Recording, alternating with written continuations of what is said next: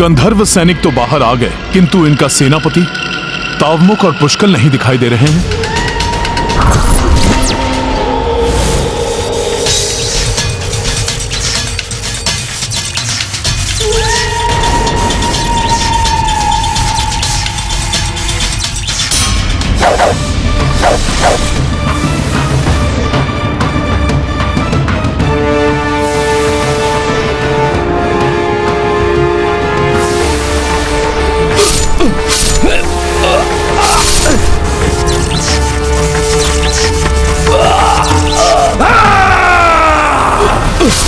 हमारे सैनिकों का अंत कर रहे हैं रघुवंशी।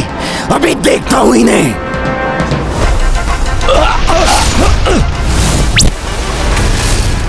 दिव्य भाले तो अब भी आ रहे हैं। देखता हूं कहां से प्रहार हो रहा है।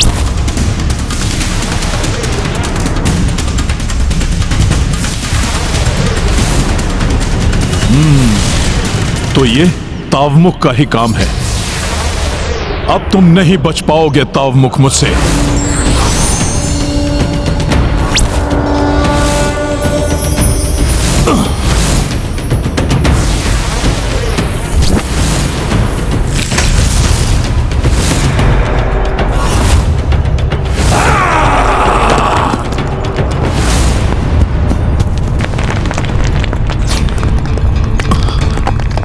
भरत भैया, सबको सावधान कर दीजिए, पर्वत टूट रहे हैं।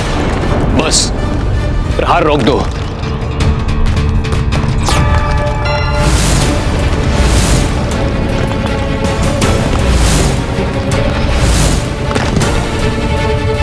बस शिलाएं तो हमारी ओर ही आ रही हैं। इन शिलाओं को तो रोकना होगा। जय श्री राम।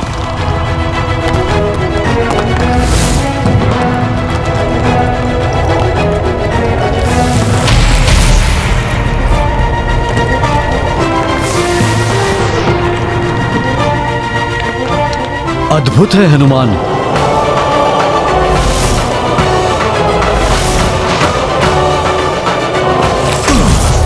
संकट मोचन महाबली हनुमान की जय।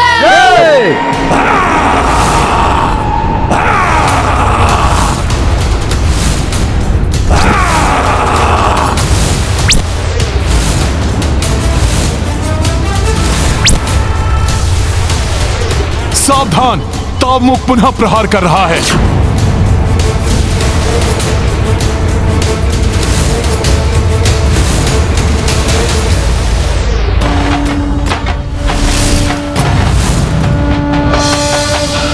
भैया पुष्कल,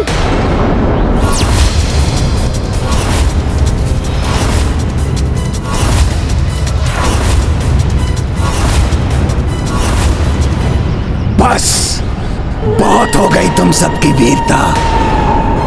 स्मरण रखो, तुम्हारा राजकुमार पुष्कल मेरा बंदी है, जिसे कैकेयी राज्य में ही गुप्त रूप से भूमिगत करके रखा हुआ है मैंने। यहाँ का राजा युद्ध जीत भी उसे ढूंढ नहीं पाएगा।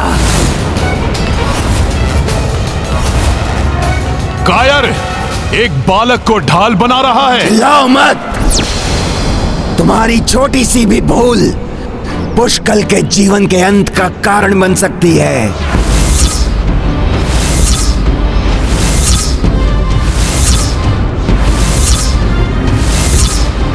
अब सुनो, यदि तुम्हें पुष्कल चाहिए तो युद्ध जीत को एकाकी निशस्त्र मेरे राजभवन में भेज दो।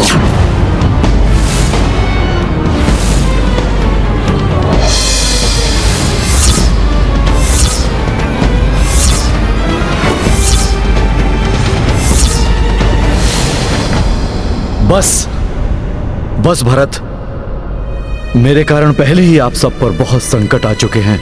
मैं नहीं चाहता कि पुष्कल या किसी और पर अब कोई और संकट आए। यदि मेरे कारण पुष्कल का तनिक भी अहित हुआ तो मैं स्वयं को कभी क्षमा नहीं कर पाऊंगा। बस अब आप लोग मुझे जाने की अनुमति दीजिए। आप सत्य कह रहे हैं। आपके समर्पण के बिना वो पुष्कल को मुक्त नहीं करेंगे, और यदि हमने युद्ध किया तो कदाचित पुष्कल का जीवन ही संकट में पड़ सकता है। अतः पुष्कल की सुरक्षा के लिए आपको गंधर्वों को सौंपना अनिवार्य हो गया है।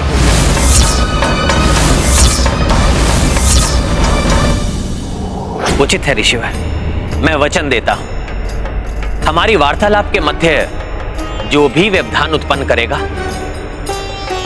मैं स्वयं उसे प्राण दंड दूंगा।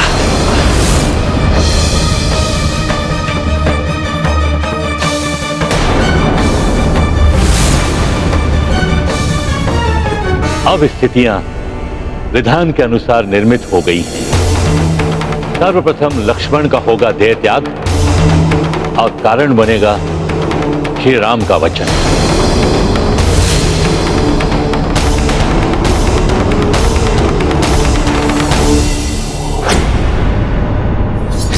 गंधर्वों का सेनापति तावमुख बहुत क्रूर है। युद्धजीत जी, यदि हमने आपको उसे नहीं सौंपा तो कदाचित हम पुष्कल को नहीं बचा पाएंगे। परंतु हनुमान, यह अनुचित है। भरत भैया, यदि पुष्कल को बचाना है तो मात्र एक ही उपाय है इस समय। युद्धजीत जी, आपको जाना ही होगा।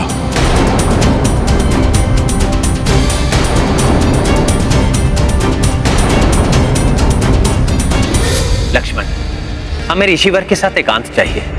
जो आज्ञा भैया। और हां, यह ध्यान रखना, जब तक ऋषिवर अपनी वार्तालाप पूर्ण करके किसी को भीतर आने की अनुमति नहीं देते, इस कक्ष में कोई भी प्रवेश ना करे। वचन देता हूं भैया, मैं किसी को भीतर नहीं आने दूंगा और न ही स्वयं आकर वार्तालाप के मध्य हस्तक्षेप करूंगा। स्मरण रहे, ऋषिवर की इच्छा अनुसार जो भी हमारी वार्तालाप के मध्य हस्तक्षेप करेगा तो वो मृत्यु दंड का भागी होगा। मैं स्मरण रखूंगा भैया। न जाने क्यों मेरा मन आशंकित हो रहा है।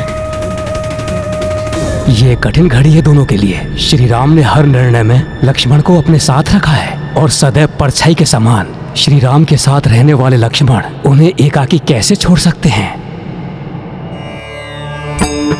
मैं भैया राम का अनुज ही नहीं, सदैव परछाई के समान उनके साथ रहने वाला उनका सेवक भी हूं। फिर ऐसा क्या है जो मुझे इस संदेश से पृथक रखा जा रहा है? क्या हो सकता है इसके पीछे? मैं तो लक्ष्मण को कभी विलग नहीं करना चाहता, किंतु ऋषिवर की इच्छा भी नहीं टाल सकता। ना जाने ऐसा कौन सा विशेष संदेश लाए हैं ऋषिवर।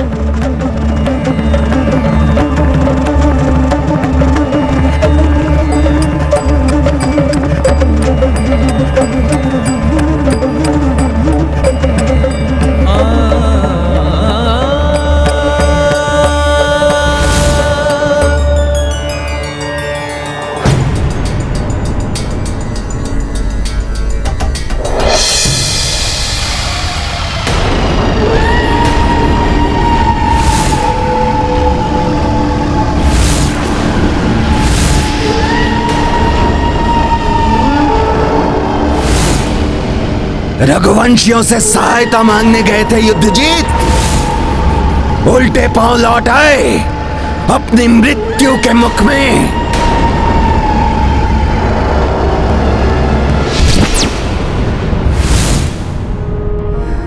भरत, तावमुख जितना धूर्त है उतना ही चतुर भी है। उसे मूर्ख बनाना इतना सहज नहीं होगा। हनुमान की युक्ति की यदि उसे भनक लगी तो वो पुष्कल को जीवित नहीं छोड़ेगा। मामा श्री, संकट से मुक्ति दिलाने वाले संकट मोचन है हमारे महाबली हनुमान। वो हमारे पुष्कल पर कोई भी संकट नहीं आने देंगे।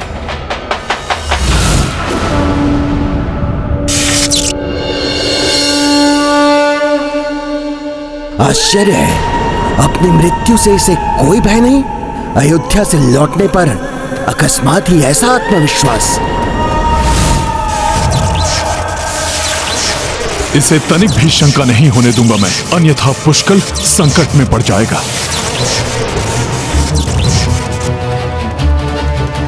मृत्यु को समीप देखते ही खो बैठे सारा आत्मविश्वास। भयभीत हो उठे।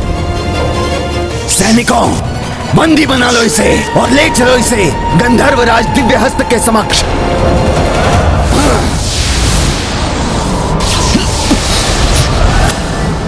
एक बार पुष्कल की सुरक्षा सुनिश्चित हो जाए, फिर बताता हूं तुम्हें गंधर्वों कि तुम जैसे दुष्टों के साथ कैसा व्यवहार होना चाहिए।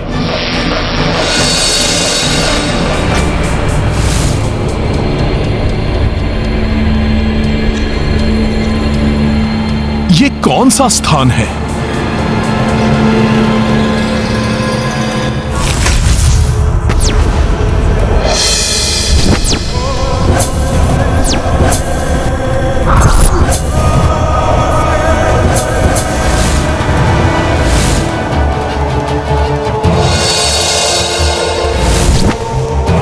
जय हो गंधर्वराज दिव्यहस्त। आपका बंदी कैकेयी नरेश युद्ध जीत आपके समक्ष प्रस्तुत है।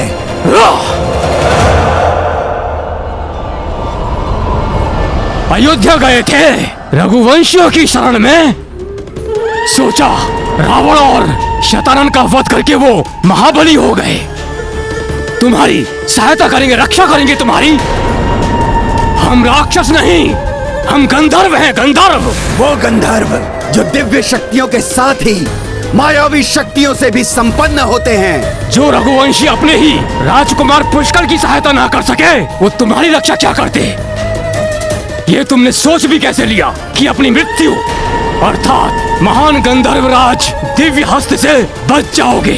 पुष्कल के बारे में अभी तक ज्ञात नहीं हो पाया, इसीलिए शांत हूं, अन्यथा। यह है मेरा हस्त, दिव्य हस्त, जिसका सामना करने का सामर्थ्य किसी में नहीं है। बताइए ऋषिवर, आपने मुझसे इतना बड़ा वचन लिया है, अवश्य ही आप मेरे लिए कोई महत्वपूर्ण संदेश लेकर आए होंगे।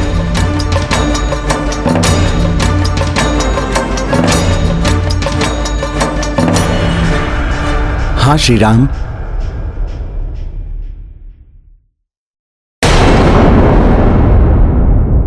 संदेश तो महत्वपूर्ण है ही, एवं आपके नर अवतार के लिए यह अंतिम संदेश है।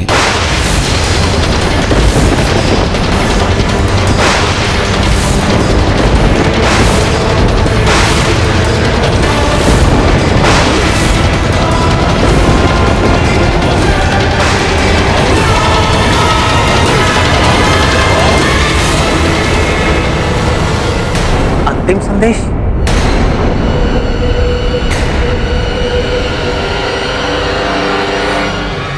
हाँ प्रभु। संदेश देने के पूर्व मैं अपने वास्तविक रूप को धारण करता हूं।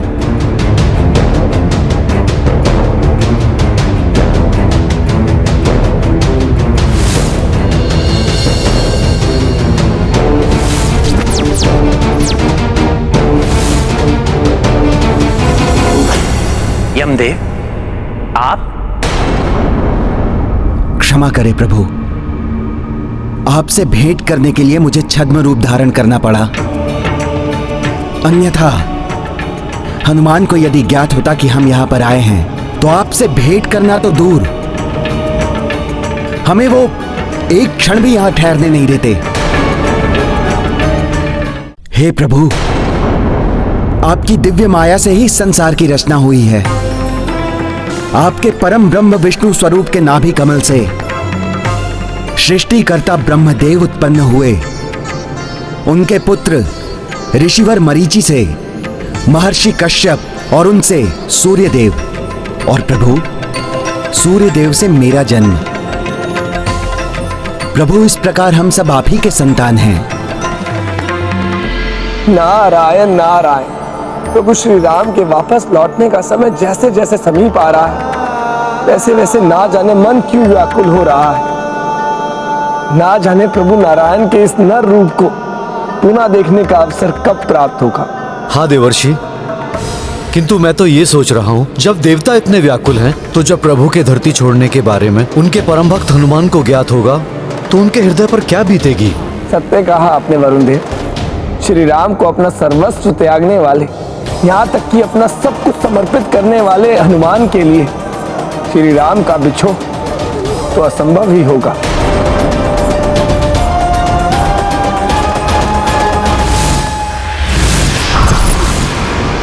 ये दुष्ट मुझे कितना भी उकसाए, किंतु अपने उद्देश्य को सफल बनाने के लिए मुझे संयम रखना ही होगा। उन गंधर्वों को कठोर उत्तर देकर पुष्कल और कैकेयी राज्य को उनके बंधन से मुक्त कराना होगा। अब तुम्हारी मृत्यु होगी युद्ध जीत, और जिन रघुवंशियों ने तुम्हारा साथ देने का प्रयत्न किया है ना, उन्हें भी सीख देने के लिए इस पुष्कल की भी मृत्यु होगी।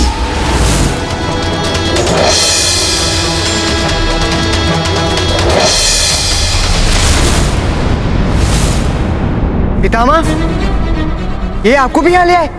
कैसे? अयोध्या में हनुमान जी, ताश्री महाराज राम, पिताश्री और अन्य सबके होते हुए भी अयोध्या में सब कुशल तो है ना? बस बस, अधिक उतावला होने की आवश्यकता नहीं है। उनकी नहीं, अपनी चिंता करो रघुवंशी। सर्वप्रथम तुम्हारे पिताश्री के मामा के समक्ष तुम्हारा अंत करूंगा मैं, फिर उन्हें भी भेजूंगा यमलोक। अब पुष्कल मेरे समक्ष है, इसी क्षण की प्रतीक्षा थी मुझे। गंधर्वराज दिव्य हस्त,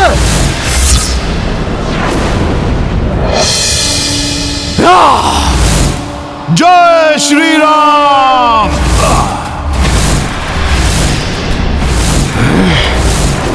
ये तो हनुमान है, इसे हमारी दुर्बलता ज्ञात है।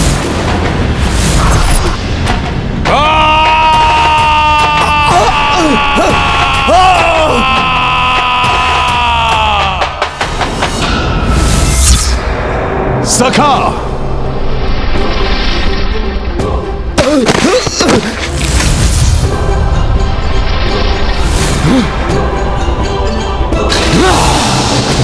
पुष्कल,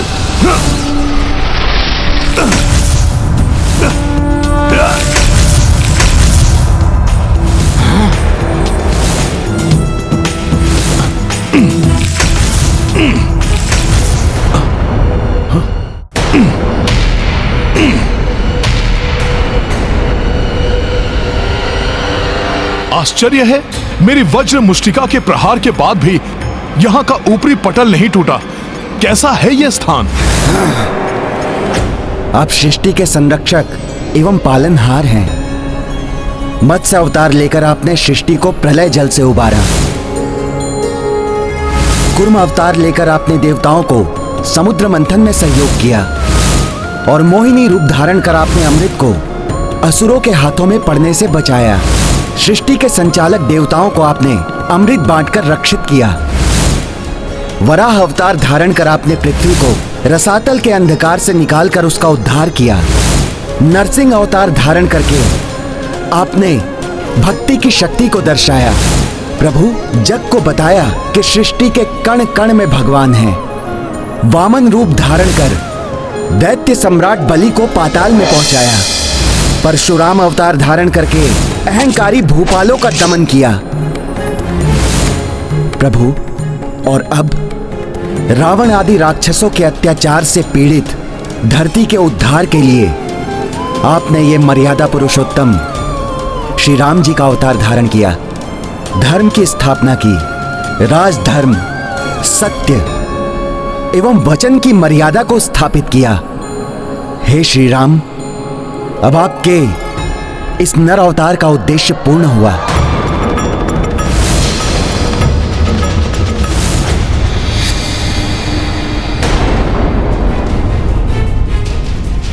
ये क्या अकस्मात ही मेरा हृदय व्याकुल क्यों हो उठा? हनुमान जी! आपको क्या हो गया था हनुमान जी? मुझे स्वयं समझ में नहीं आ रहा है कुमार पुष्कल। मेरे जिस हृदय में प्रभु श्री राम का वास है, वो हृदय न जाने क्यों व्याकुल हो रहा है। किंतु पुष्कल, अभी यहां से शीघ्र निकलना आवश्यक है। हनुमान, तुमने गंधर्वों की शक्ति को कम समझने की भूल की है। यहाँ की सारी दीवारें गंधर्व शक्ति से रक्षित है, जिसे कोई भी बाह्य शक्ति नष्ट नहीं कर सकती। हाँ। यहां से निकलने के बारे में सोचना भी मूर्खता होगी हनुमान। तुम्हारे छल ने स्वयं तुम्हें हमारे जाल में फंसा दिया है।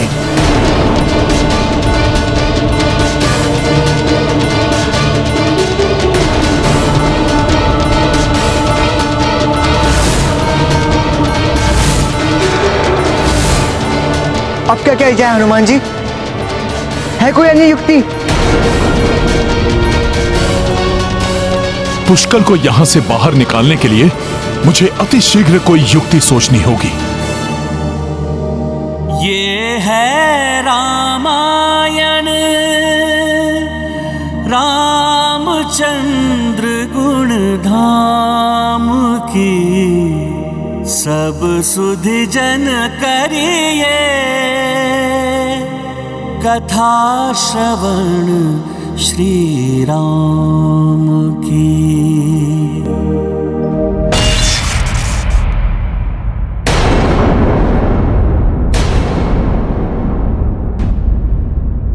अब क्या किया जाए हनुमान जी?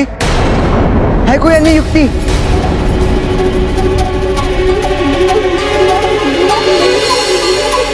अन्य युक्ति है पुष्कल। कंटक को निकालने के लिए कंटक का ही प्रयोग करना पड़ता है। अब देखना तुम, अपनी ही गंधर्व शक्ति से रक्षित इस पटल को अब ये गंधर्व स्वयं ही भेदेंगे।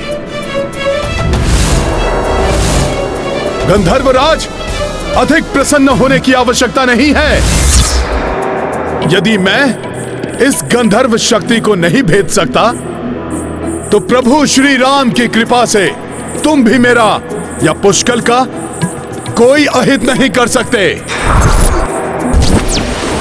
गंधर्वराज, तुम चाहो तो ऐसा करके देख सकते हो। रघुवंशी की कृपा, देखते हैं कब तक उसकी कृपा तुम्हारी रक्षा करती है।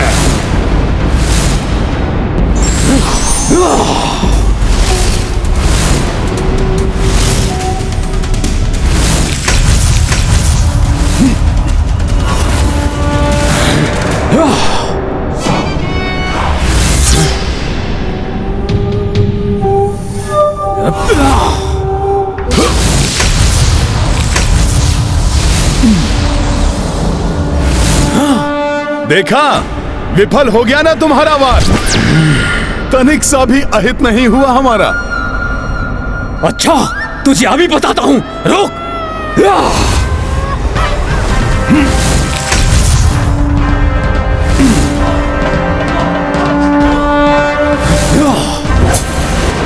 बस इतनी ही शक्ति है तुम गंधर्वों में।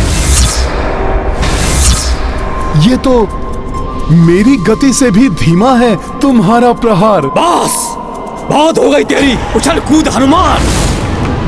अब मैं देखता हूं कि तू कैसे बचता है।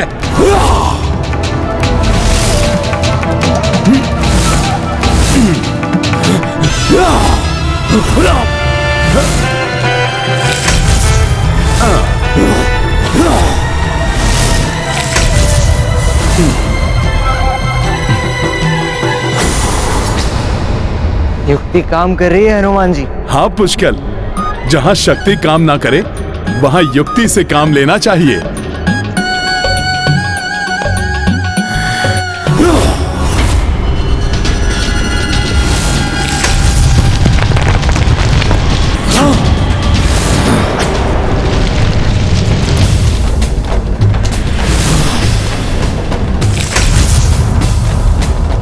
ये क्या हुआ? आशा है ये कोई अनिष्ट का संकेत ना हो। जहाँ हनुमान जी हैं, वहाँ कोई अनिष्ट नहीं हो सकता।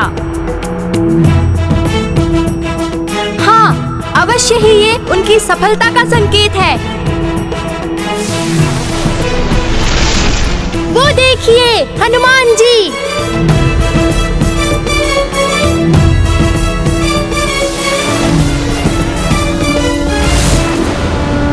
नहीं, कदापि नहीं, ये नहीं हो सकता। शक्ति के साथ बुद्धि की भी आवश्यकता होती है गंधर्वराज।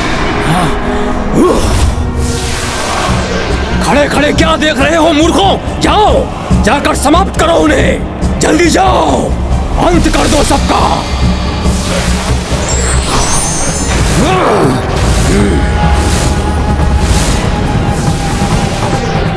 सावधान वीरों, संभालो अपने अस्त्र, गंधर्व आ रहे हैं। जय श्री राम।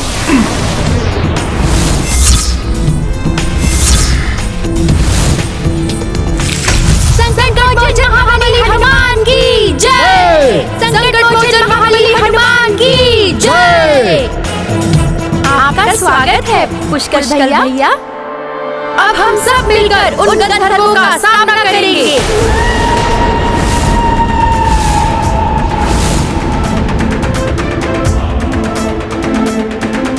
ये लीजिए पुष्कर भैया।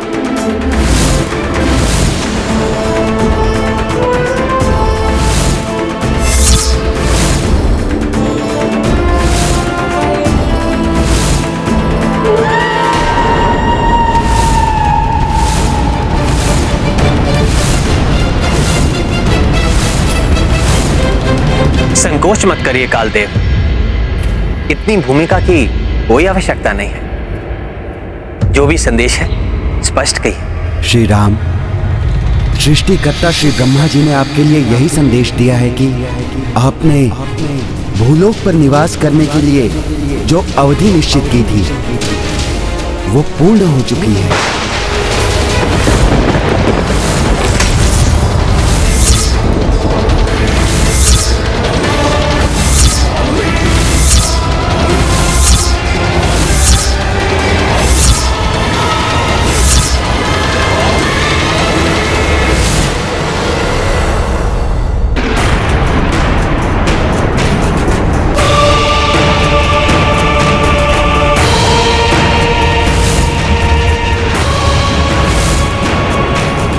बार बार मेरा हृदय इतना व्याकुल क्यों हो रहा है? हनुमान के हृदय में तो श्री राम का वास है, अतः श्री राम के साथ जो भी घटित हो रहा है उससे हनुमान भी प्रभावित हो रहे हैं।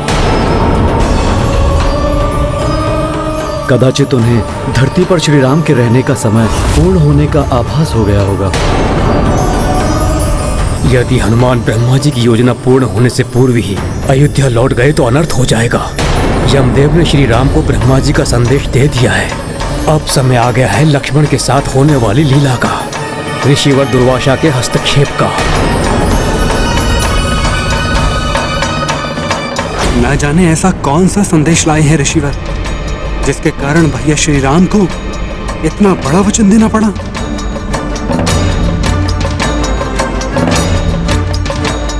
श्री राम के कक्ष का द्वार बंद है दुर्वासा ऋषि के लिए।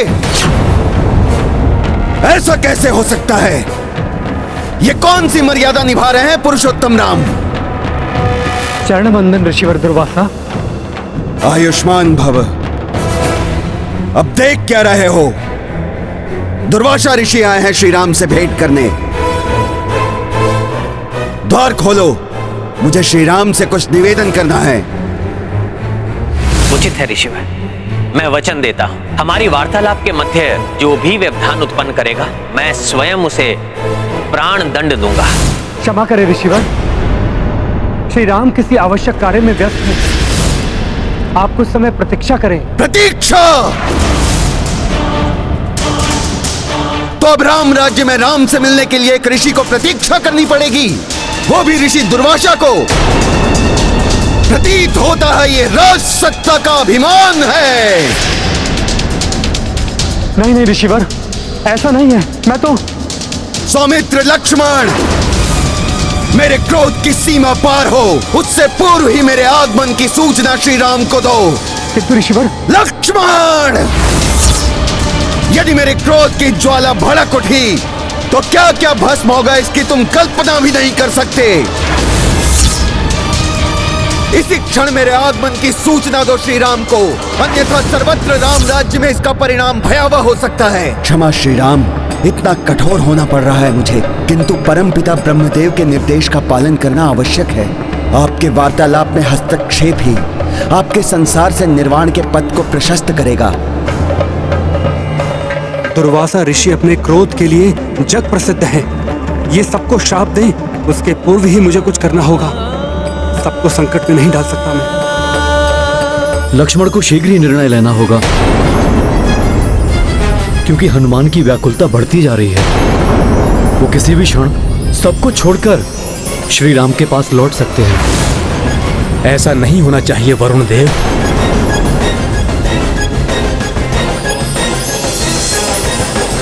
मेरे प्रभु श्री राम,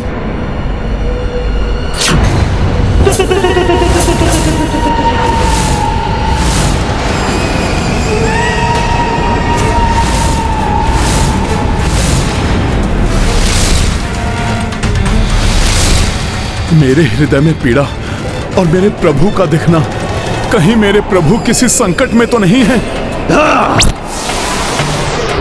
मुझे इन गंधर्वों को समाप्त कर शीघ्र ही प्रभु के पास लौटना होगा।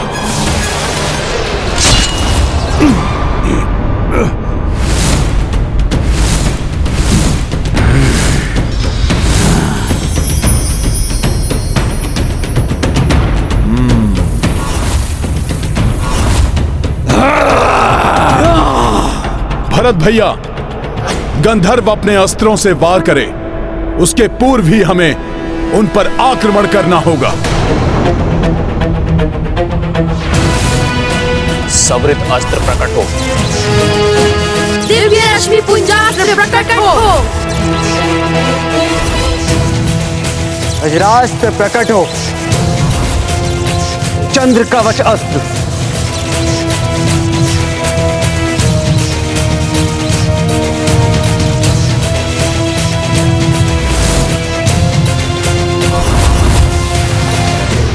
आक्रमण!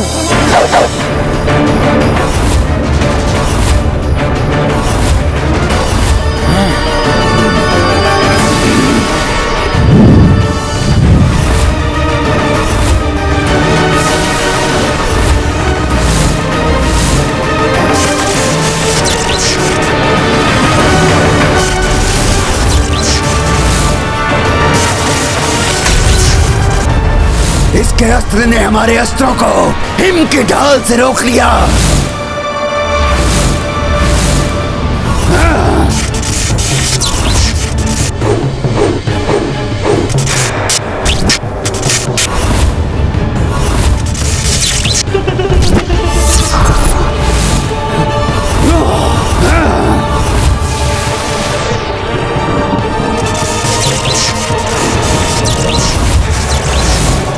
प्रतीत हो रहा है इन गंधर्वों के दिव्यास्त्र इन सब के दिव्यास्त्रों को विफल कर देंगे।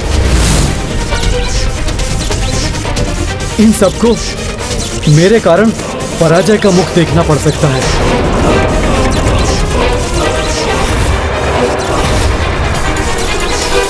श्री राम की सेना को संकट में डाल दिया है मैंने।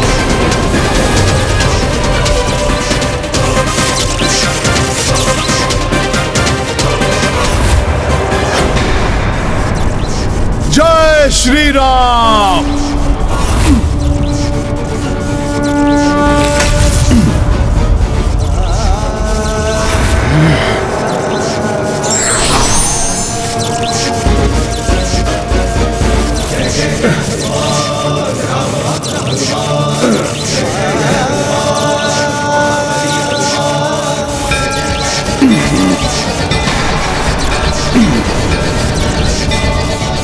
यदि भरत भैया आदि के अस्त्र आगे बढ़ने में विफल हुए तो सब संकट में पड़ जाएंगे। कुछ तो करना होगा मुझे। किसी को संकट में नहीं पड़ने दे सकता मैं। नहीं। यदि इस समय भीतर गया तो मृत्युदंड का भागी, किंतु मृत्युदंड के भय से भैया श्री राम या किसी अन्य पर संकट नहीं आने दूंगा मैं। किसकी प्रतीक्षा कर रहे हो लक्ष्मण? क्या मेरे उस क्रोध की जिसकी ज्वालाएं सबको लील जाएंगी? मेरा धैर्य अब और नियंत्रण में नहीं रहेगा सौमित्र। दुर्वासा ऋषि के श्राप से सब पर संकट आए, उससे तो अच्छा यही होगा कि मैं ही मृत्यु दंड स्वीकार कर लूं। लक्ष्मण! शांत ऋषिवर शांत। मैं अभी जाकर भैया राम को आपके आगमन की सूचना देता हूं।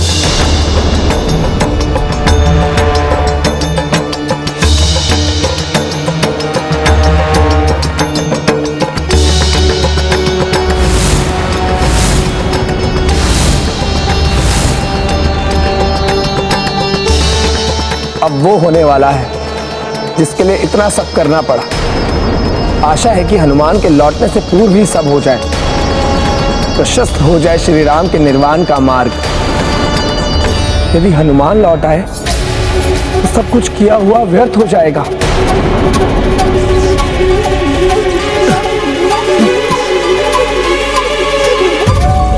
भरत भैया, तावमुख के घूमते हुए दिव्यास्त्र के मध्य से रिक्त स्थान ढूंढकर आप लक्ष्य साधिए। तावमुख पर उसके अंत के साथ ही हमारे सभी अस्त्र मुक्त होकर आगे बढ़ जाएंगे और अंत हो जाएगा सबका।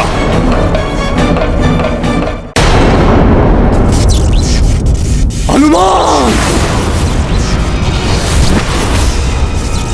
हमारे अस्त्रों को और नहीं रोकने दूंगा मैं तुम्हें।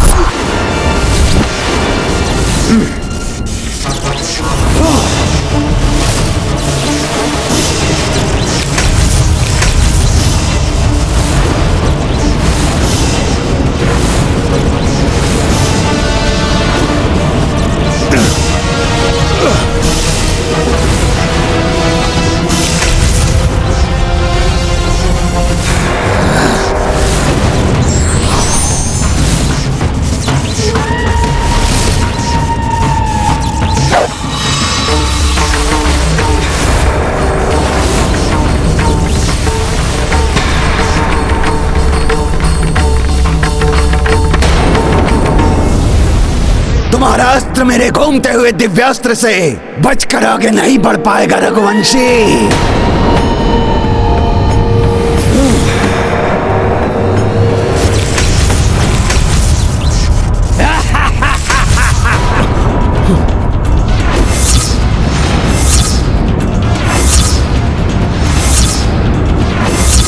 टूट ही गया ये हिम का अवरोध।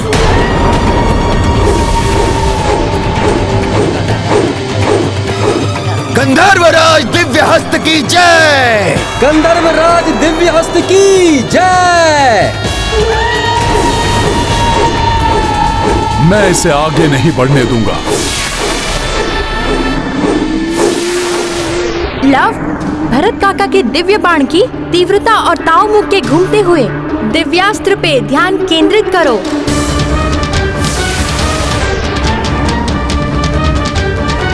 कुश, काकाश्री के दिव्यास्त्र को तनिक सी और तीव्रता की आवश्यकता है, तभी ये रिक्त स्थान से प्रविष्ट होकर अपने लक्ष्य को भेद पाएगा।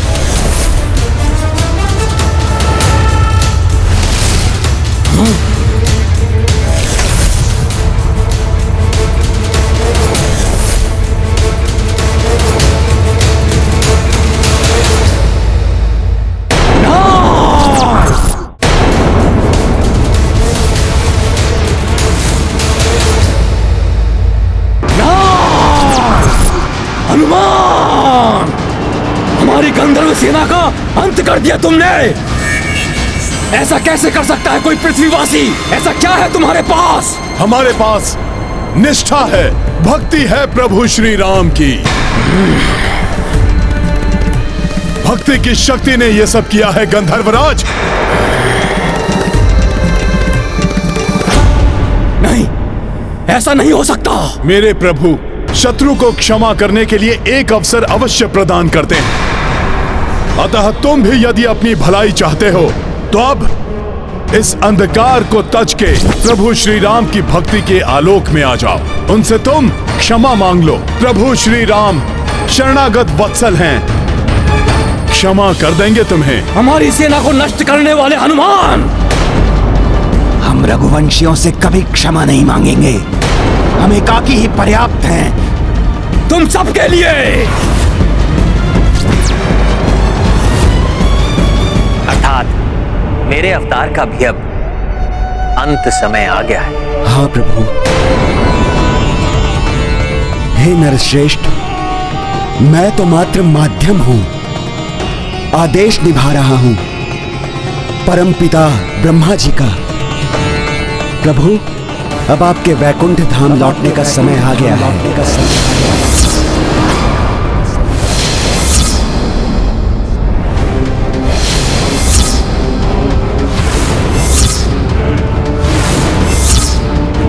लक्ष्मण,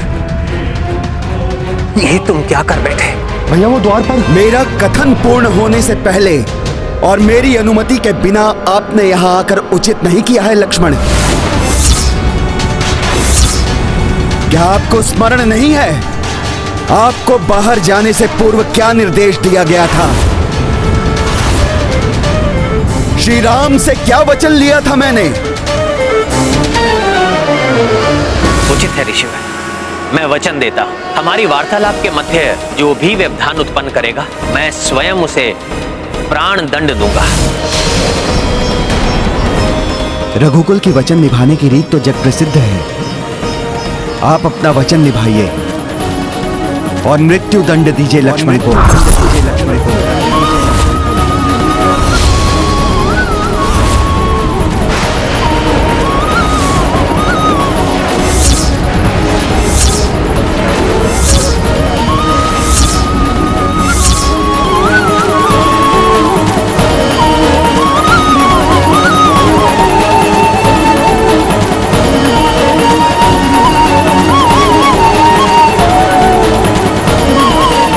ये मुझे कैसी व्याकुलता हो रही है, कहीं मेरे प्रभु कोई दुविधा में तो नहीं?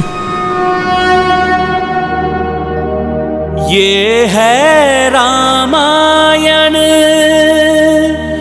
रामचंद्र गुण धाम की, सब सुधि जन करिए कथा श्रवण श्री राम।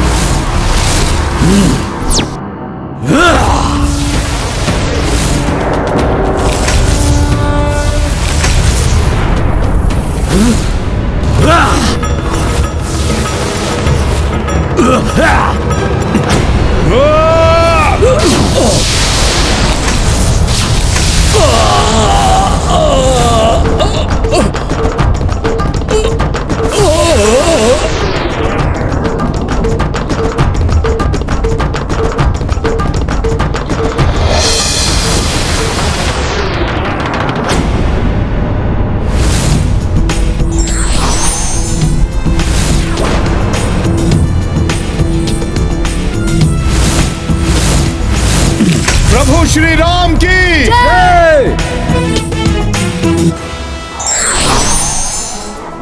हे श्री राम भक्त हनुमान, मुझे और मेरी गंधर्व सेना को इस अधर्म के अंधकार से मुक्ति दिलाकर आपने हमारा उद्धार किया है।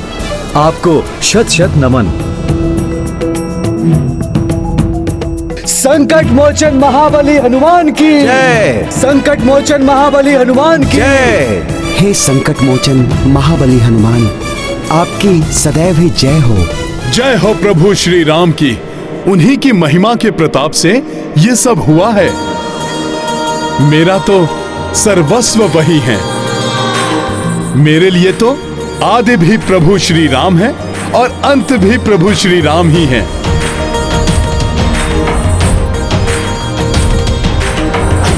पुनः हृदय में पीड़ा, ये क्या हो रहा है?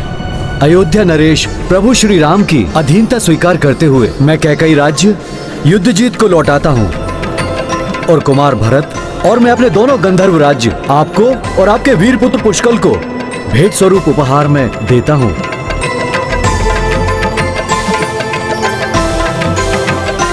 अब हमें प्रस्थान की अनुमति दें महाराज।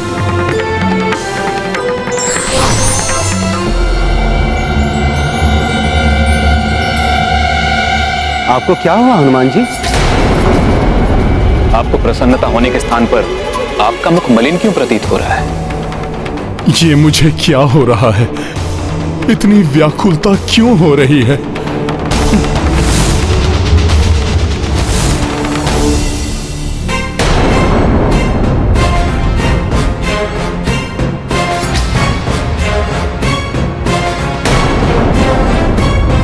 रघुकुल की वचन निभाने की रीत तो जग प्रसिद्ध है।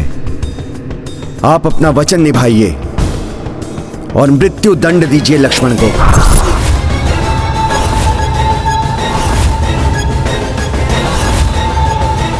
प्रभु, मुझे श्री ब्रह्मा जी का जो संदेश आपको देना था वो मैं दे चुका हूं।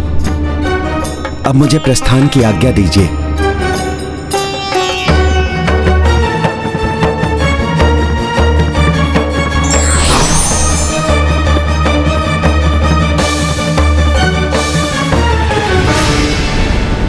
क्या सत्य में श्री राम लक्ष्मण को मृत्यु दंड दे देंगे? और कहीं इस मध्य दुर्वासा ऋषि की क्रोध की ज्वाला ना भड़क उठे। और यदि हनुमान को इसके बारे में ज्ञात हो गया तो क्या होगा? गंधर्वों से युद्ध समाप्त हो चुका है। हनुमान किसी भी क्षण लौट सकते हैं। ऐसी असहनीय पीड़ा का आभास क्यों हो रहा है मुझे? मेरे हृदय में उत्पन्न हुई इस अपार वेदना का भला क्या कारण हो सकता है? हनुमान जी को अनेक संकटों का सामना करते हुए, उन संकटों का मोचन करते हुए देखा है मैंने, किंतु उनकी आज जैसी अवस्था तो कभी नहीं देखी। हनुमान जी बताइए ना, ऐसा क्या हुआ है जो आपको इतना विचलित कर रहा है?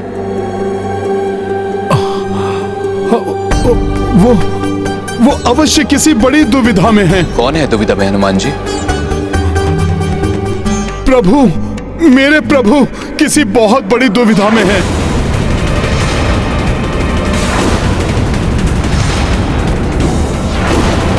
मेरे हृदय की पीड़ा का यही अर्थ है कि मेरे प्रभु का हृदय किसी दुविधा से संतप्त है। भरत भैया, हमें शीघ्र प्रभु के पास अयोध्या लौटना चाहिए।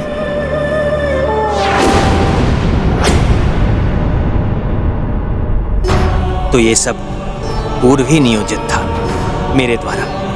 लक्ष्मण को दंड देने का संयोग देवताओं द्वारा ही उत्पन्न किया गया था, क्योंकि उन्हें भी यह भली भांति ज्ञात है कि लक्ष्मण के इस परम त्याग के पश्चात मैं भी संसार में नहीं रह सकूंगा। मैं संसार से प्रस्थान करने के लिए ब्रह्मदेव के संदेश की ही प्रतीक्षा कर रहा था, किंतु ये सब इस प्रकार होगा ये ज्ञात नहीं था मुझे। क्या हनुमान मेरे भ्राता पुत्रों और सेना के लौटने के पूर्व ही तुम्हें दंडित कर मुझे इस संसार का परित्याग करना होगा? कदाचित यही उचित है,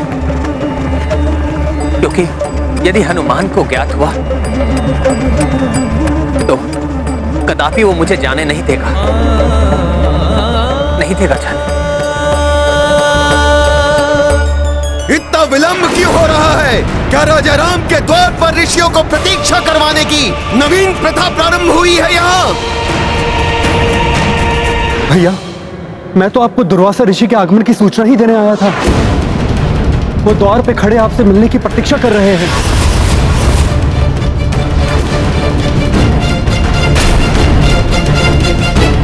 राम ऋषिवर, आपका स्वागत करने के लिए मुझे बाहर आने में विलंब हुआ उसके लिए क्षमा कीजिए ऋषिवर।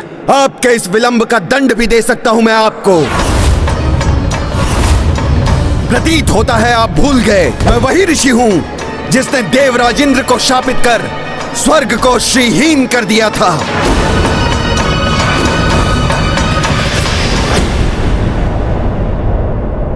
ऐसा क्या अनिष्ट होने जा रहा है जो मुझे इतना व्याकुल, इतना अधीर कर रहा है?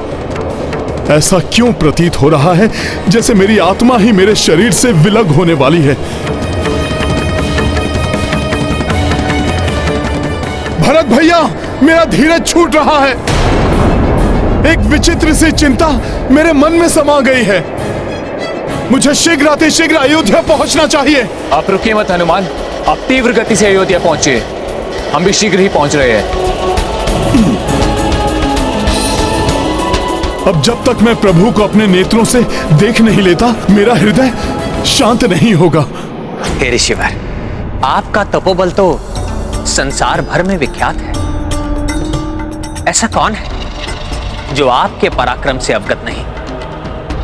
विश्वास कीजिए, आपकी अवहेलना का दुस्साहस तो मैं कभी नहीं कर सकता। कुछ विशेष कारण से ही मुझे आपके स्वागत के लिए विलंब हुआ, जिसके कारण भले ही आप मुझे श्राप देकर दंडित कीजिए, किंतु कृपा कर आप मुझसे अपनी सेवा का अवसर मत छीनिए। हमारे निवास को अपने श्री चरणों से शुद्ध कीजिए।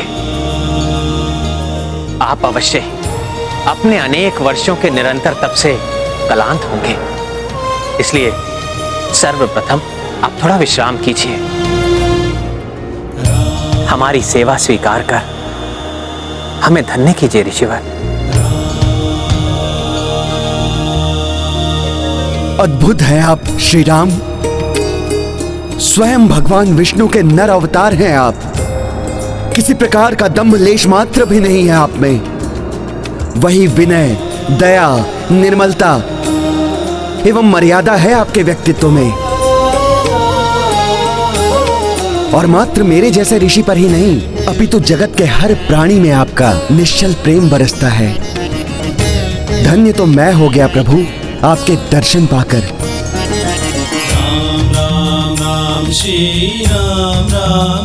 हे ऋषिवर, मैं जो भी हूं इसका कारण आप जैसे महातपस्वियों की कृपा दृष्टि और अपने पूर्वजों के आशीष से ही हूं। आइए ऋषिवर।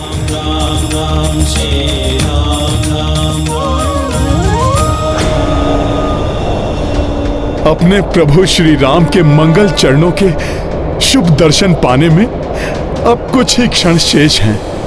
ऋषिवर, हमारे इस अतिथि गृह में आसन ग्रहण कीजिए।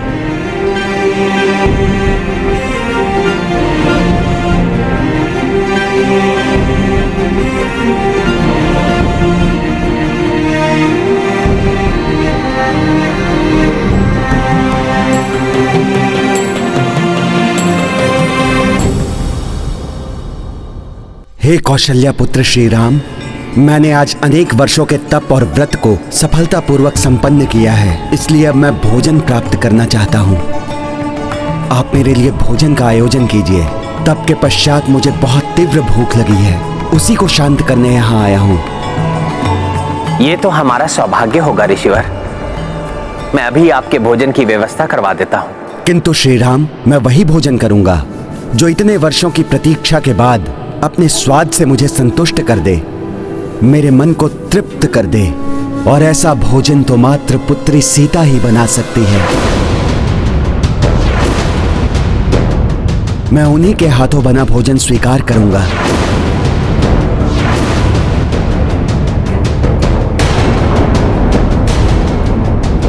क्या हुआ दशरथ नंदन राम? मेरे इस अनुरोध से आप और लक्ष्मण अवाक क्यों रह गए? मैंने कुछ अनुचित मांग लिया है क्या? ये आपने क्या मांग लिया मुझसे ऋषिवर, और वो भी ऐसे समय में जब यमराज को दिए वचन के अनुसार मुझे लक्ष्मण को ही प्राण दंड देकर इस कल्प से प्रयाण करना है, हनुमान आदि के यहाँ पहुंचने के पूर्व। ऐसे में मैं आपकी इस मांग को कैसे पूर्ण करूं? आप सभी शांत क्यों हैं? कोई कुछ उत्तर क्यों नहीं देता? सभी के मुख पर चिंता के भाव क्यों हैं? मेरी इस इच्छा की पूर्ति में ऐसी कौन सी बाधा है? ऋषिवर, सत्य तो यह है कि अब माता सीता यहां नहीं है। क्या? किंतु क्यों नहीं है पुत्री सीता यहां? मेरे तप के समय ऐसा यहां क्या घटित हो गया कि अयोध्या का राजभवन पुत्री जानकी से रिक्त हो गया?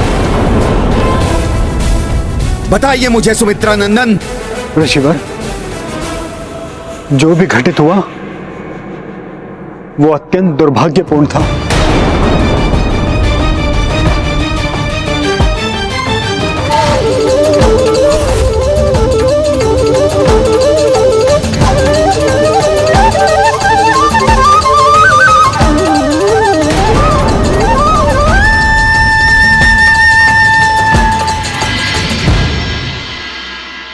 घोर अन्याय हुआ पुत्री सीता के साथ। उस समय मैं यहां उपस्थित होता तो पवित्रता की मूरत पुत्री जानकी के चरित्र पर प्रश्न चिन्ह लगाने वाले उस नीच व्यक्ति को मैं शाप देकर उसी समय भस्म कर देता। किंतु जैसे बीता हुआ कल नहीं लौटता, वैसे ही मेरे मुख से निकले हुए शब्द भी नहीं लौट सकते। अब मैं भोजन तो वही करूंगा जो पुत्री सीता बनाएगी। अब ये आपको प्रमाणित करना है श्री राम। किंतु ऋषिवर, ये तो असंभव है। जब माता सीता इस धरती पर ही नहीं है तो उनके द्वारा बनाया गया भोजन कैसे प्रस्तुत हो सकता है? अर्थात मेरे मन की व्याकुलता का यही कारण है, यही दुविधा है जिसने मेरे प्रभु को व्यथित कर रखा है। ऋषिवर की आज्ञा को पूर्ण करना प्रभु का कर्तव्य है, किंतु माता सीता की अनुपस्थिति में उसको पूर्ण कैसे किया जाए, यही चिंता सता रही है प्रभु को। क्यों श्री राम, मैं कुछ अधिक तो नहीं कह रहा हूं ना? तपस्वी के शब्द क्या ब्रह्म वाक्य के समान नहीं होते, जिन्हें कदापि नहीं टाला जा सकता? इसलिए अब तो ये आपका ही दायित्व है कि आप पुत्री सीता को यहां बुलाएं और उनके हाथों से बने हुए भोजन से मुझे संतुष्ट करें।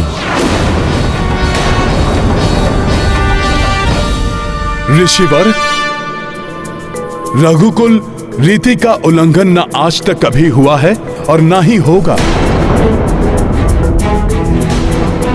प्रभु ने आपको सेवा का वचन दिया है, वो अवश्य पूर्ण होगा। हनुमान, मुझे तो हनुमान के आगमन के पूर्व ही अपनी इस नश्वर देह का त्याग करना था, किंतु अब न केवल हनुमान लौट आए हैं, मुझे ऋषिवर के इस विचित्र आदेश की भी पूर्ति करनी है।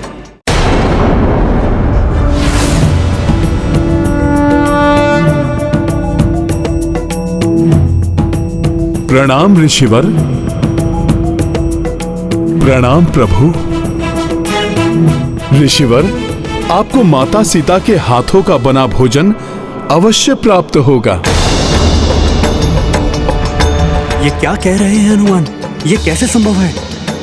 यदि हम वचन देकर उसे पूर्ण ना कर सके तो ऋषिवर दुर्वासा के प्रचंड क्रोध से कौन परिचित नहीं, ज्ञात नहीं। वो क्या श्राप दे दें?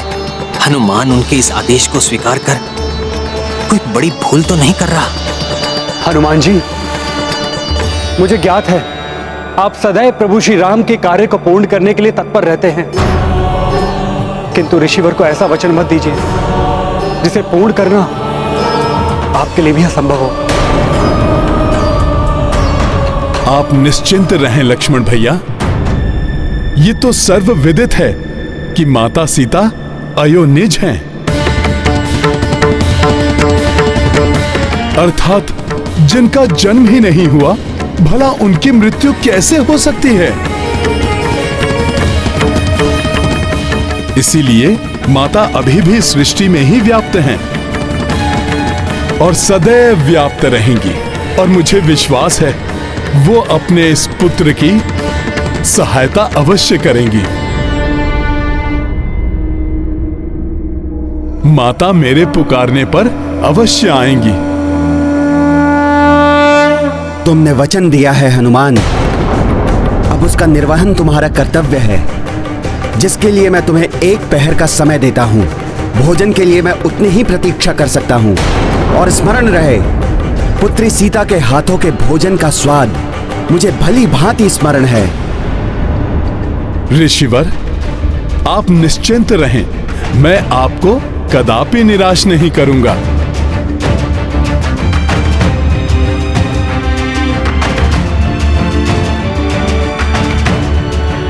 लक्ष्मण भैया, ये कार्य तो आप मुझे अकेले ही करने की अनुमति दीजिए। आप यहीं सभी के साथ रुकिए। मैं माता के हाथों बना भोजन लेकर शीघ्र ही लौटूंगा।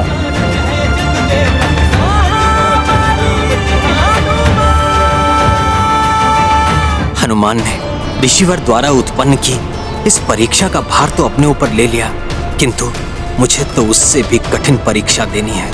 अपने हाथों अपने प्रिय भ्राता लक्ष्मण को मृत्यु दंड देकर उसके साथ इस मृत्यु लोक से प्रस्थान करना है। क्या उसमें हनुमान मेरा साथ दे सकेगा?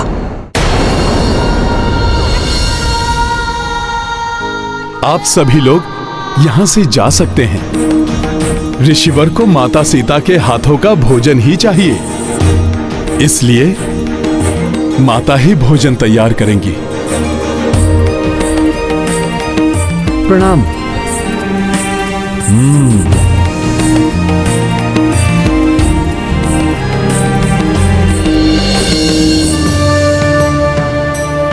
माता, आज आपको संपूर्ण अयोध्या की प्रभु के वचन की, आपके इस पुत्र के विश्वास की लाज रखनी है।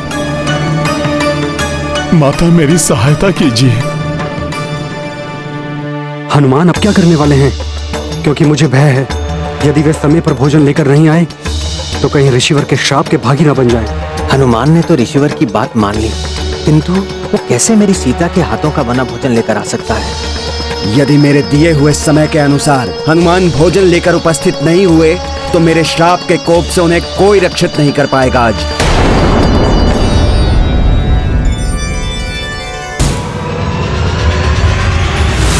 नारायण नारायण। हनुमान माता सीता को ऐसे पुकार रहे हैं मानो जैसे नन्हा शिशु इतने विश्वास से अपनी माता को पुकार रहा हो जैसे कि वो सदा उसके साथ रहती है। किंतु जो माता अपना सब कुछ त्याग कर चली गई है, वो क्या अपने पुत्र की पुकार सुनकर उसकी सहायता के लिए वापस लौट आएंगी? ये है रामायण,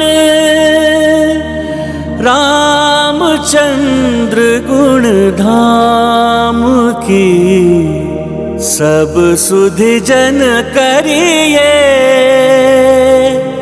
कथा श्रवण श्री राम।